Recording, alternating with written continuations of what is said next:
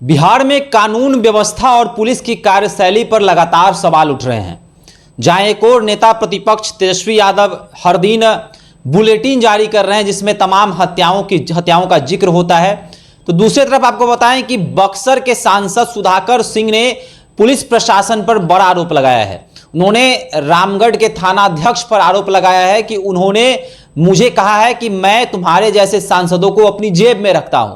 साथ ही साथ उन्होंने कहा है कि जिस तरह से सांसदों के साथ इस प्रकार का व्यवहार किया गया है, तो कहीं ना कहीं पुलिसिया तंत्र पर एक बड़ा सवाल उत्पन्न हो रहा है कि जब एक सांसद के साथ ऐसे अभद्र भाषाओं का प्रयोग किया जा रहा है तो एक आम इंसान कैसे पुलिस से न्याय मांगेगा। देखिए, इस तमाम विषयों पर बातचीत करने के लिए हमारे साथ अखिल भारतीय अपराध विरोधी मोर्चा के राष्ट्रीय अध्यक्ष धनवंत सिंह राठौर जी हैं। धनवंत जी, सुधाकर सिंह ने रामगढ़ के थानाध्यक्ष पर बड़ा आरोप लगाया है कि उन्होंने मेरे साथ अभद्र भाषाओं का प्रयोग किया और कहा कि तुम्हारे जैसे सांसदों को मैं जेब में रखता हूं। क्या कुछ कहेंगे, थानाध्यक्ष की गलती है या फिर सुधाकर सिंह झूठ बोल रहे हैं? देखिए, सुधाकर सिंह ने कहा कि फोन पर ये बातचीत हुई है, तो फोन में रिकॉर्डिंग होगा, बिल्कुल वो थाना के पास भी रिकॉर्डिंग होगा, सुधाकर सिंह के पास भी होगा। तो यहाँ तो दिख रहा है कि सुधाकर सिंह झूठ नहीं बोल सकता है। और सुधाकर सिंह के बारे में जितनी हमें जानकारी है, एक सुलझा हुआ व्यक्ति है, साफ सुथरा सोच का व्यक्ति है, तो इस तरह का झूठा आरोप नहीं लगाएगा।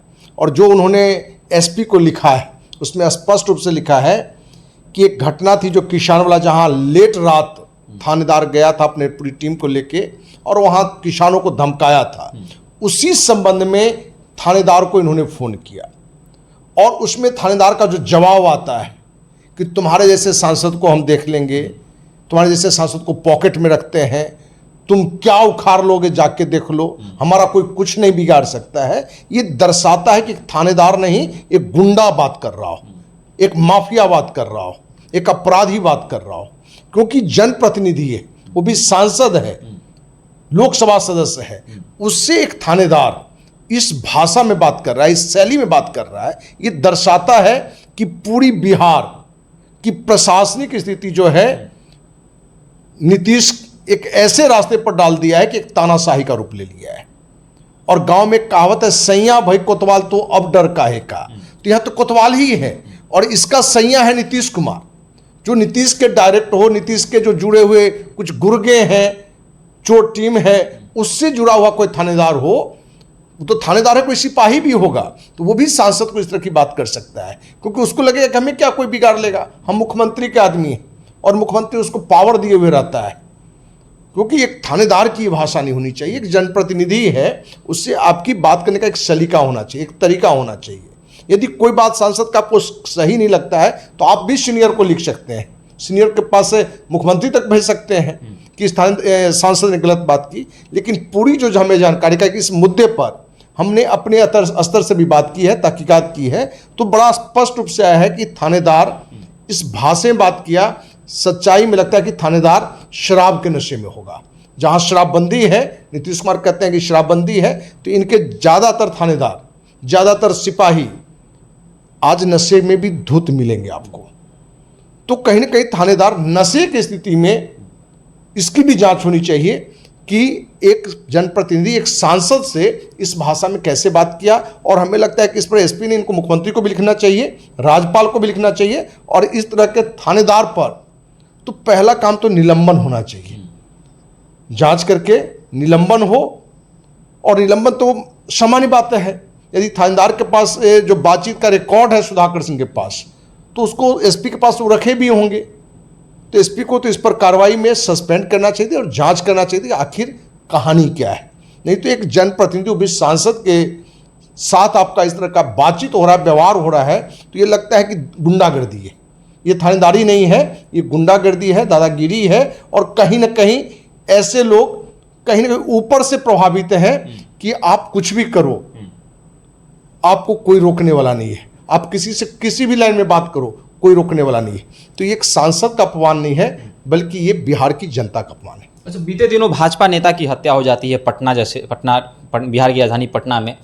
अरवल में भाकपा माले की एक नेता की आज हत्या हुई है, आज रात में, बीते रात को, माफ़ कीजिएगा। और अब जो है सांसद को, सुधाकर सिंह को भी जान से मारने की धमकी मिली है। अविनाश कुमार के नाम के व्यक्ति के नाम पर जो है फ़ोन आता है और उनको जान से मारने की धमकी दी जाती है। तो क्या कुछ कहेंगे कि बिहार में क्या सांसद विधायक भी सुरक्षित नहीं है, मंत्री नेता भी सुरक्षित नहीं है? जो कहीं ना कहीं शासन प्रशासन है वह ढीली पड़ गई। देखिए, भाजपा नेता तो दो की हत्या पटना में ही हो गया है, एक जदयू नेता की हत्या हो गया है। अभी हमारे पास से 5-6 घंटा पहले जानकारी आई है कि मुजफ्फरपुर कोचिंग इंस्टीट्यूट में एक छात्रा को गोली मार दिया है। तो अपराध का माहौल तो बन ही रहा है। कहीं ना कहीं से जो नीतीश कुमार का जो एक प्रशासन पर पकड़ था, जो रणनीति थी 2005 में, वो आज बिल्कुल समाप्त हो चुका है। और कहीं ना कहीं जो लोकतंत्र से जो चलना चाहिए, अभी हमें लग रहा है कि प्रशासन से सरकार को चलाने का दबाव, जबरदस्ती चलाने का प्रयास हो रहा है। यही कारण है कि ये घटनाएं भी बढ़ रही हैं। और भाजपा नेता को तो हमको लगता है 2 दिन पहले भी हत्या हुआ है। और हत्या, रेप, लगता है कि बिहार में अब सामान्य सी बात हो गई है। इस बात पर बात करना मतलब समय जाया करना है, क्योंकि आम है।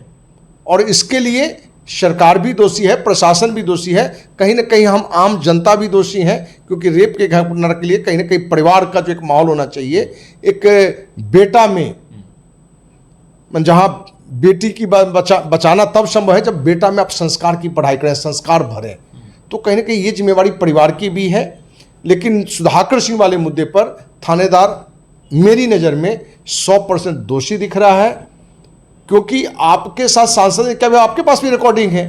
क्योंकि आप एक सांसद से बताते हैं क्या कर लोगे, क्या उखाड़ लोगे, तो जैसे सांसद को पॉकेट में रखते हैं। एक थानेदार नहीं, एक नशेड़ी थानेदार बात कर सकता है, गांजा पिया हुआ बात आदमी कर सकता है, या उस आदमी के अंदर अहंकार हो कि नीतीश का हमारे सर पर हाथ है।